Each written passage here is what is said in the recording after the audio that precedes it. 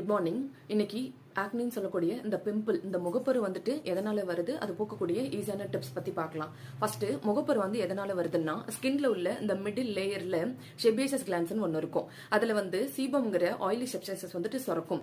இந்த oil substances வந்து எப்போ வந்துட்டு அதிகப்படியா சுரக்கும் போதும், இல்ல அந்த ஃபேஸ்ல உள்ள அந்த ஸ்போர்ஸ் வந்துட்டு க்ளோஸ் ஆகுறதுனால இந்த சுரக்கிற அந்த ஆயில் சப்ஸ்டன்சஸ் வந்துட்டு வெளியில போகாதனாலே வந்து அங்க இன்ஃப்ளமேஷன் நடந்து பிம்பிளா வந்துட்டு வரும். இந்த பிம்பிள் வந்து இந்த டீனேஜர்ஸ்க்கும் யங் அடல்ட்ஸ்க்கும் வந்துட்டு காமனா வரும். மேக்ஸிமம் வந்துட்டு இந்த பீரியட் டைம்ஸ்ல வந்துட்டு பிம்பிள் வந்துட்டு வரும், அதுவாகவே போயிடும். அது வந்துட்டு ப்ராப்ளம் இல்லை. பிம்பிள் வந்து எங்கெல்லாம் வரும்? ஃபோரிட்ல வரும், சின்ல, சீக்ஸ்ல, ஷோல்டர்ஸ்ல, பேக்ல எல்லா இடத்துலயுமே வரும். இந்த ஃபோரெட்ஸ்ல வந்துட்டு வரதுக்கு மெயினான ரீசன் என்னன்னா, இந்த ஸ்கேல்ப்ல வந்து டேண்ட்ரஃப் ப்ராப்ளம் இருக்கிறவங்களுக்கு அதோட இன்ஃபெக்ஷன் வந்து இந்த ஃபோரெட்லயும் வர்றதுனால பிம்பிள் வந்து வரும்.